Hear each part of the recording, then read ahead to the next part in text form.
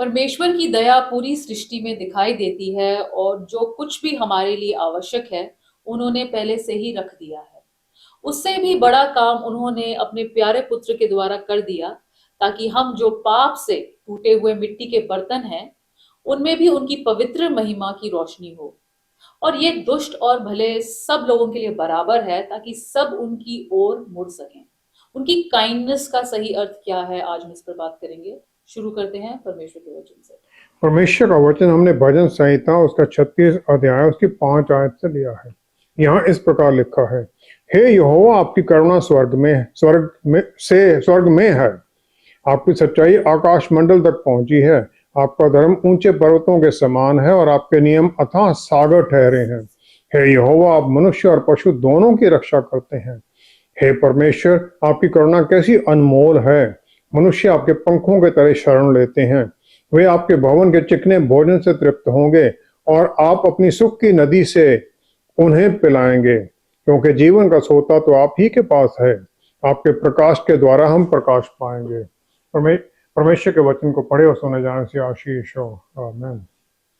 परमेश्वर की भलाई और हमारे पाप भरे जीवन में हम प्रभु यीशु द्वारा मिलाप सही कैसे कर सकते हैं? जो हमने अभी पढ़ा था, आपकी करुणा कैसी अनमोल है, आपके पंखों के तले मनुष्य शरण लेते हैं। दाऊद यिशै का सबसे छोटा पुत्र था और सबसे छोटे होने के कारण उसे सबसे जो नीचा काम था वो गडरिया बना दिया, भेड़ों का संभाल करने वाला, और कोई उसे बड़ी इनहेरिटेंस की भी आशा नहीं थी। लेकिन परमेश्वर के उसके लिए एक अलग प्लान थी और उन्होंने उसे इजराइल का राजा बना दिया सौल के को बदलने के लिए। सौल तो परमेश्वर के स्टैंडर्ड से बहुत नीचे गिर गया। एक चरवाहा होते हुए उन्होंने ये देख लिया कि सौल का जो जीवन है वो कैसे जाएगा और एक राजा बनकर वो कैसे जिएंगे। उनके चारों तरफ, दाऊद के चारों तरफ इजरायली लोग और दूसरे चारों तरफ बहुत दुश्मन थे। भजन संहिता 23 की 5वीं आयत में उन्होंने अपने आप को भेड़ मान लिया परमेश्वर की। उन्होंने परमेश्वर को अपना अच्छा चरवाहा मानते हुए कह दिया, हे परमेश्वर, आप मेरे सताने वालों के सामने मेरे लिए मेज बिछाते हैं। आपने मेरे सिर पर तेल मला है, मेरा कटोरा उमड़ रहा है। My cup is overflowing. ऐसी आशीषें आपने हमें दे दी हैं, क्योंकि हर परिस्थिति में भी उन्होंने परमेश्वर का हाथ अपने सिर पर देखा, उनका प्यार अपने सिर पर देखा। और इसी प्रकार वो दिन प्रतिदिन अपने जो लोग थे इजरायली, उनके चरवाहे बन गए ताकि उनको वो सब आशीषें दे। हम भी भेड़ों की तरह अपनी देखभाल नहीं कर सकते हैं, ना ही हम अपने पिता के घर वापस जा सकते हैं, और हमें सहायता चाहिए। लेकिन सबसे बुरा काम वो कर सकते हैं, पहला तो ये कि हमें पता ही ना हो कि हम गुम हो रखे हैं। दूसरा ये कि हम सोचें कि नहीं, हम अपने आप में कर सकते हैं, हमारे अंदर बुद्धि ज्ञान है, हमारी कैपेबिलिटीज है, हम कर सकते हैं।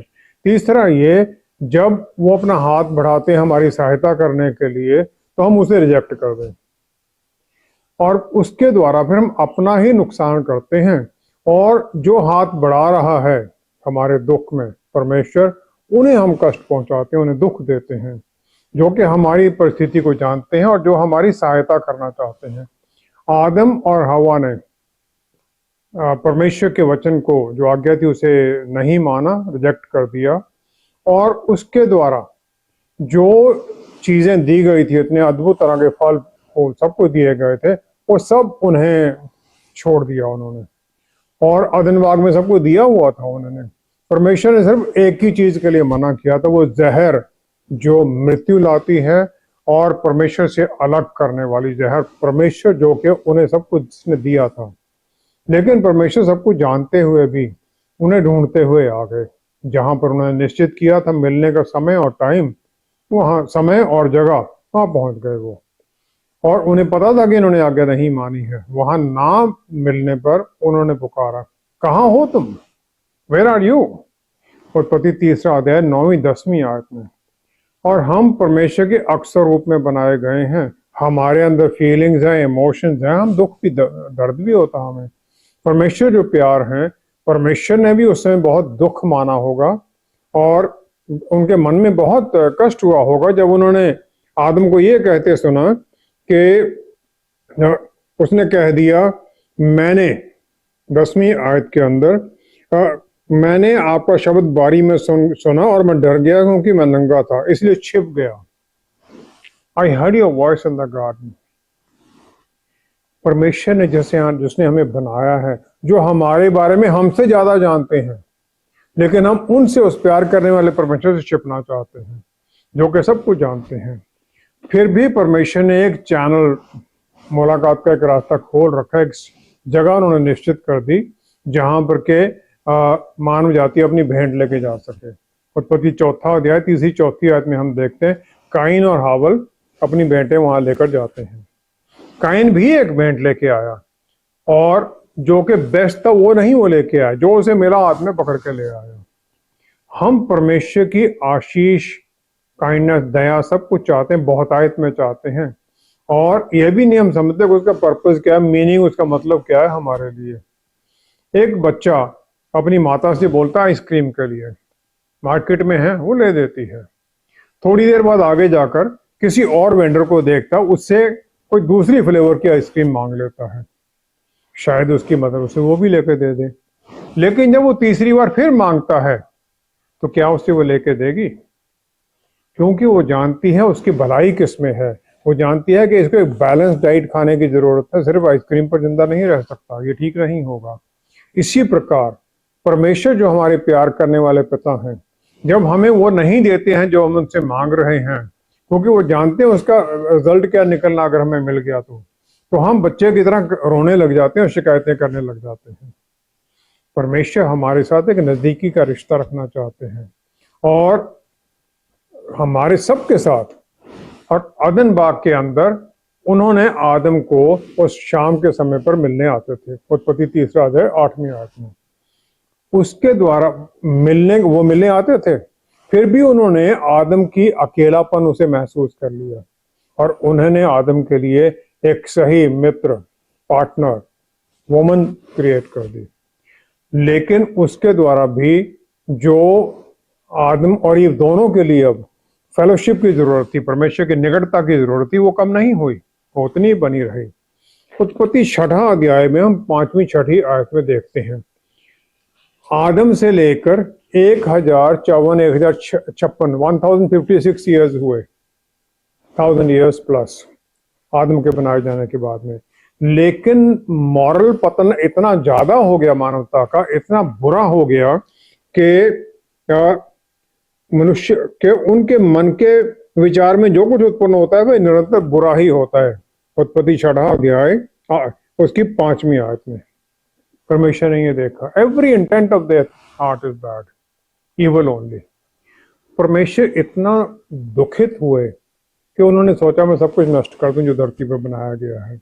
लेकिन इस सब में यहोवा के अनुग्रह की दृष्टि नूह पर बनी रही और नूह ने परमेश्वर से दया पाई, आशीष पाई। हम देखते हैं निर्गमन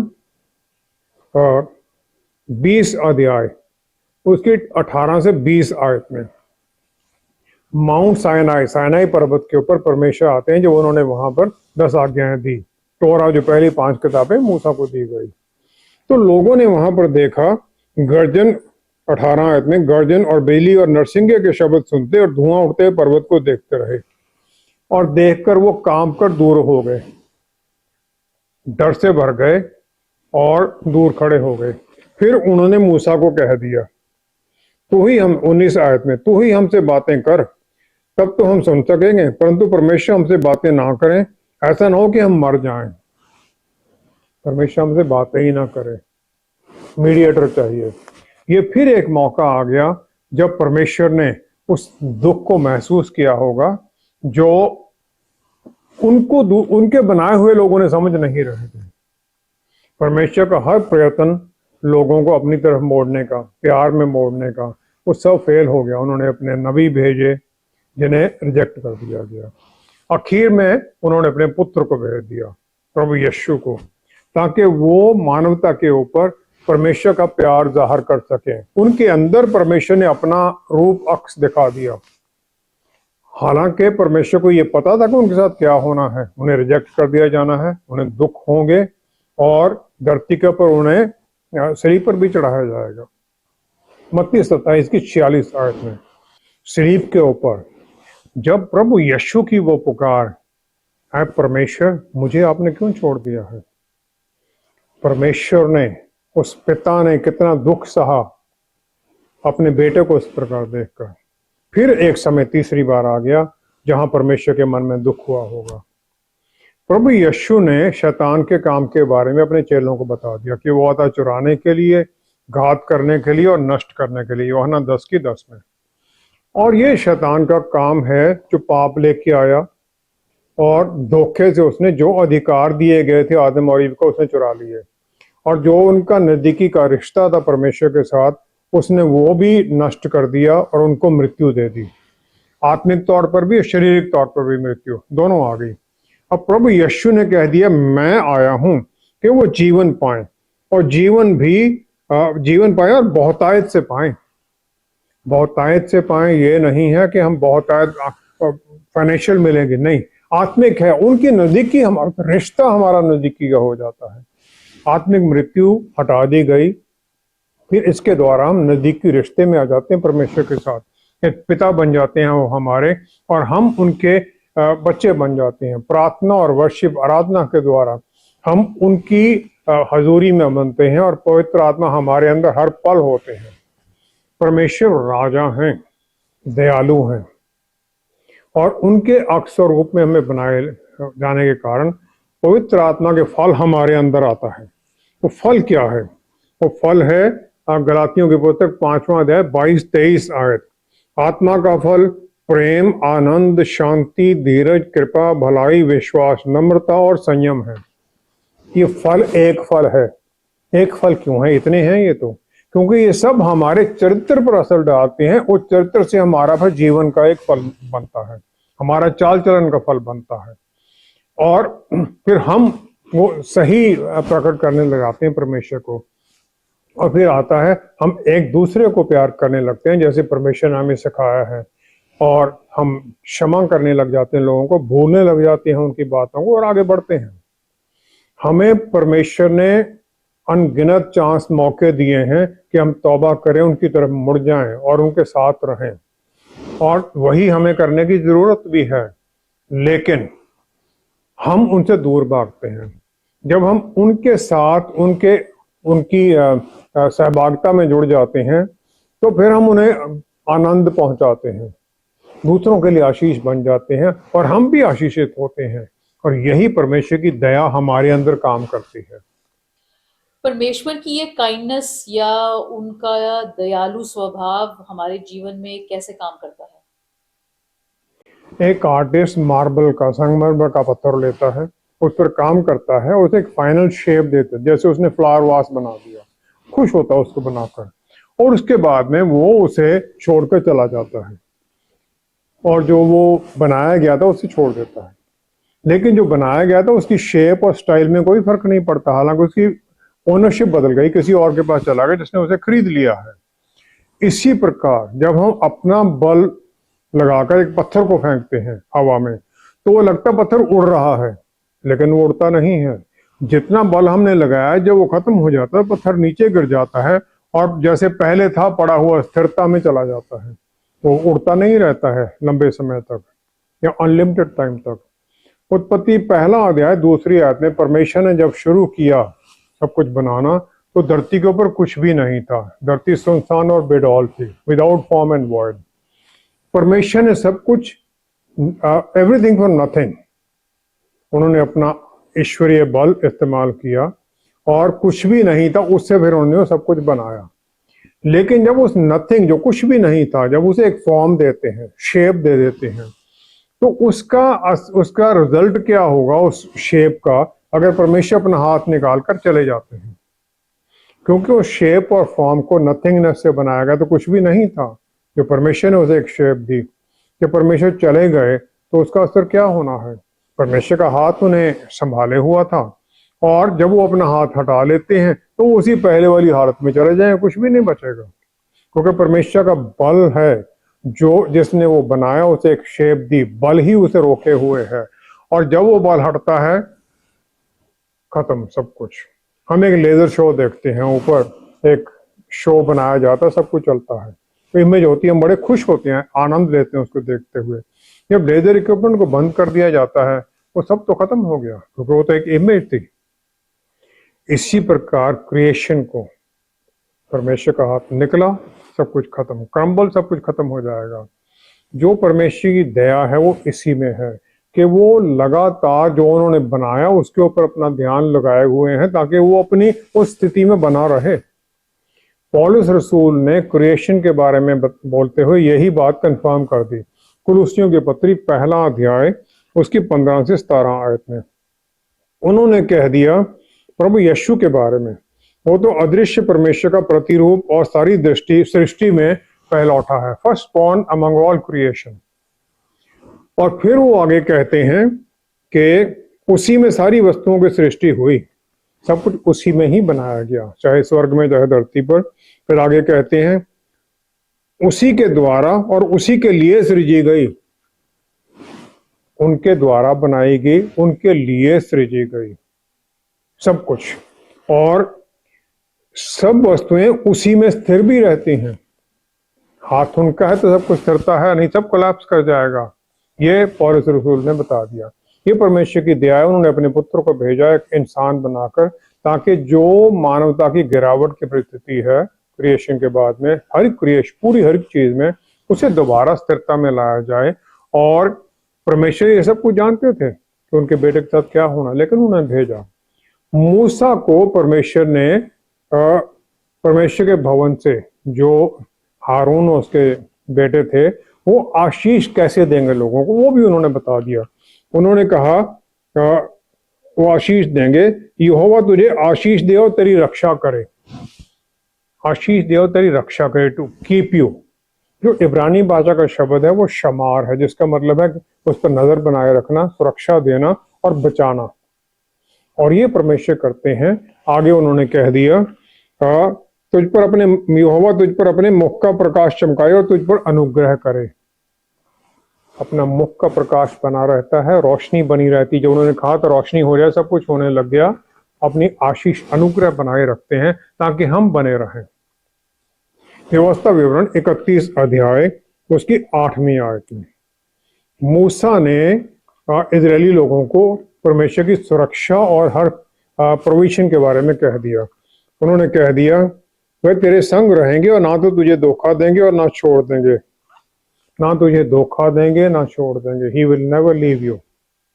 हर एक विश्वासी के साथ ये वायदा है, और ये वायदा पूरा होता है पवित्र आत्मा परमेश्वर जो हमारे अंदर है, परमेश्वर की प्रेजेंस हमारे अंदर है, ताकि जो हमारी नथिंगनेस है, जो वो हम कुछ भी नहीं है, उस फॉर्म में कहीं वापस ना चले जाएं, हम उस पाप भरी फॉर्म में, उस अंधेरे में ना चले जाएं।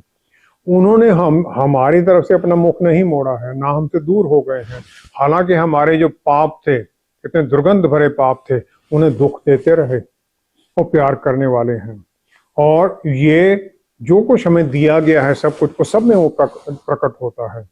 नूह की बाढ़ के बाद में परमेश्वर ने एक वायदा कर दिया, एक वाचा बांध दी कि कभी फिर दोबारा इस प्रकार बाढ़ के द्वारा नष्ट नहीं करेंगे सब कुछ।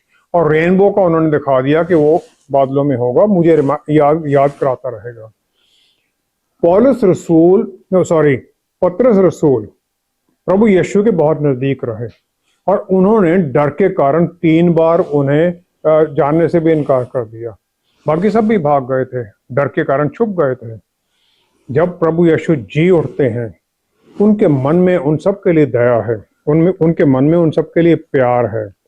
और जी उठने के बाद में वो स्वर्ग में जाने से पहले मरियम मैगदलिनी, जो वहां पर खाली कब्र के सामने बैठी बहुत दुख में है, तो उससे वो मिलते हैं, उसे कह देते हैं कि जा मेरे भाइयों के पास जाकर उनसे कह दे कि मैं अपने पिता और तुम्हारे पिता और अपने परमेश्वर तुम्हारे परमेश्वर के पास ऊपर जाता हूँ। अपने पिता और तुम्हारे पिता, रिश्ता बना दिया उन्होंने हमारा उनके साथ। मैं उनके पास जाता हूँ, मेरा परमेश्वर तुम्हारा परमेश्वर। और फिर मेरी मैगदलीन पहली एक एवेंजलिस्ट बन गई, एक अपोस्टल बन गई, जिसने जी उठने का समाचार लोगों को सुनाया। प्रभु यीशु ने उसे वायदा किया, जाओ मेरे भाइयों को बता दो। और वही उनकी दया है, उनकी आशीष है।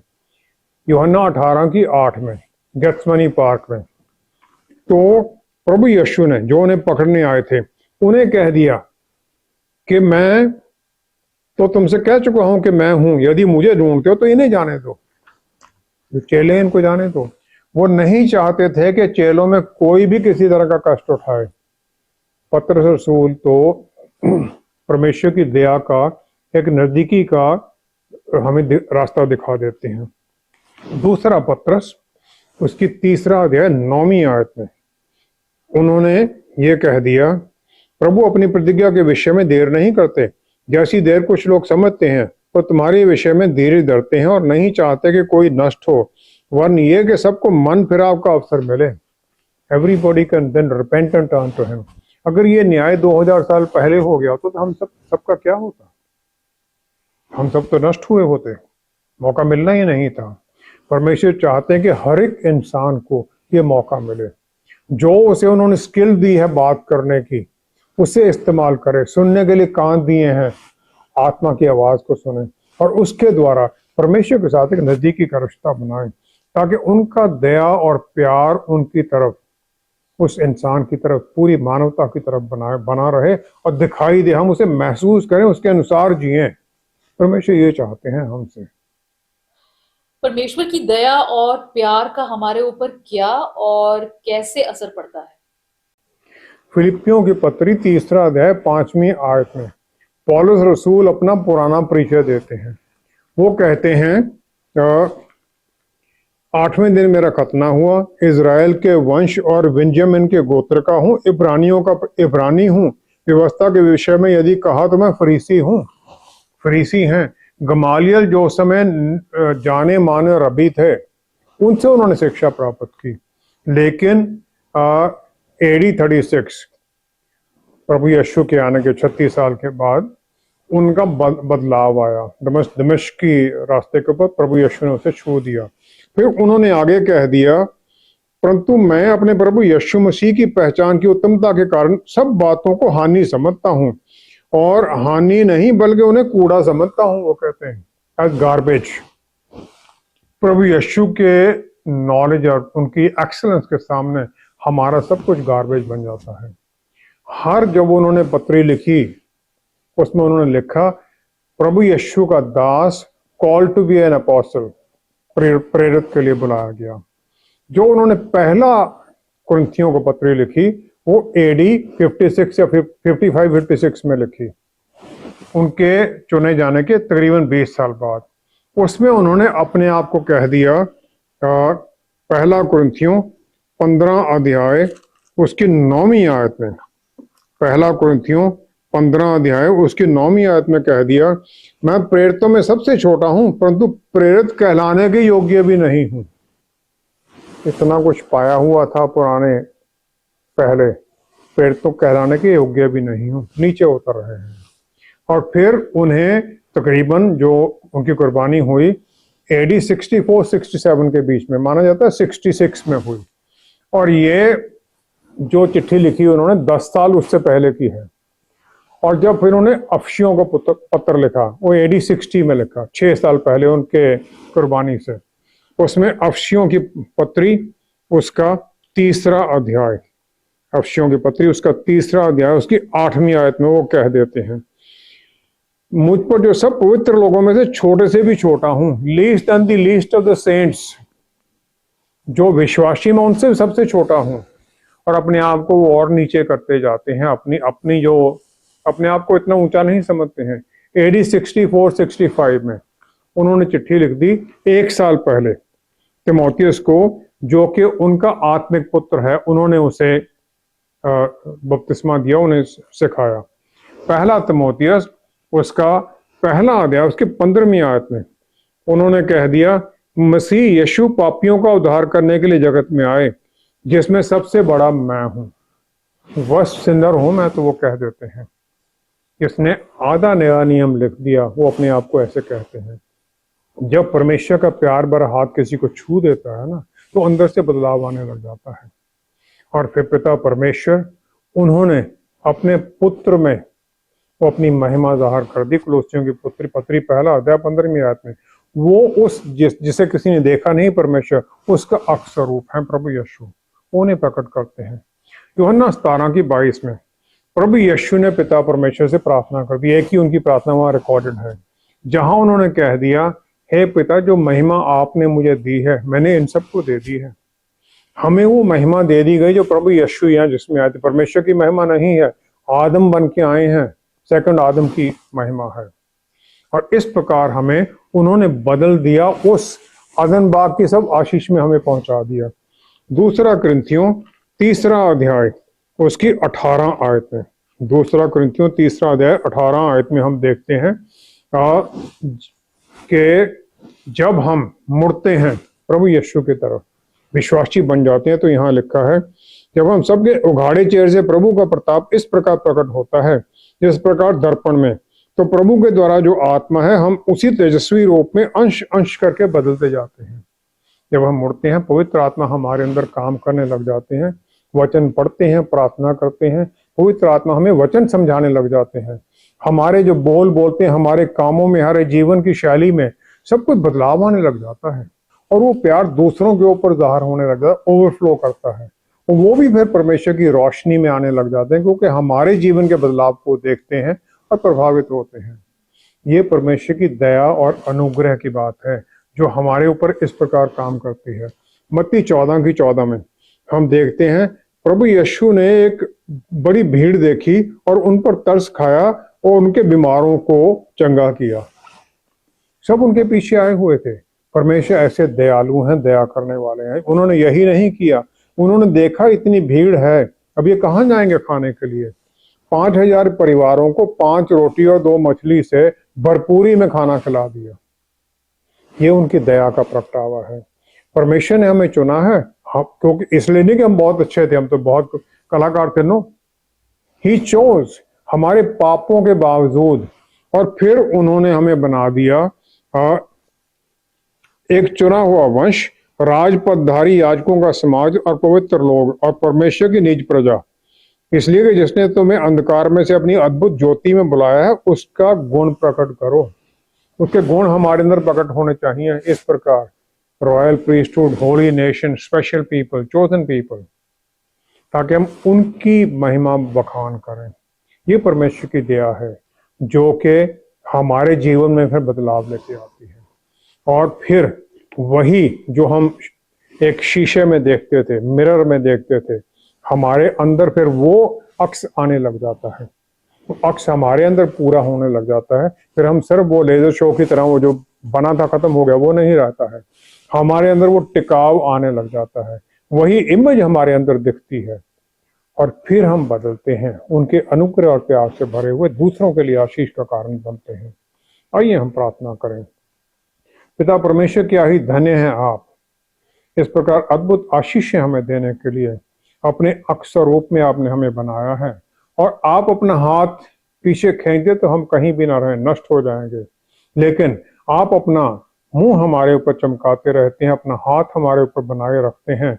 पवित्र आत्मा परमेश्वर द्वारा हमें बल देते हैं ताकि हम बदलते जाएं, आपके प्यार से भरे हुए दूसरों पर आपका प्यार का प्रगटावा करें, आपका अक्स दूसरों को दिखाएं। बस पवित्र आत्मा परमेश्वर, जितने हम जुड़े हुए हैं, हम सबको बल और शक्ति से भर दीजिए ताकि हम वो सब कर सकें जो हमारे लिए प्रभु यीशु ने निश्चित किया है, और हमारे जीवन के द्वारा उनको महिमा मिले, और जो हमारे जीवन का मकसद है वो पूरा हो। पिता परमेश्वर, सब कुछ प्रभु यीशु के पवित्र नाम में मांगते हैं। आमीन, आमीन, आमीन। जब हम अपने जीवन में परमेश्वर की दया और प्यार के जो भी गिफ्ट मिले हैं उन पर हर दिन ध्यान नहीं लगाते, तो यही हमारे लिए हमारा अधिकार होने लगता है। उनकी इस कृपा का कोई अंत नहीं है और ना ही कोई कमी, लेकिन इसे प्राप्त करने के लिए अपने आप को झुकाना पड़ता है। आशीष ऊपर से नीचे को ही आती है, और जब हम समर्पण करते हैं तो ही हम ऊपर उठाए जाते हैं। Thank you so much for watching. See you next time. Stay blessed. Shalom.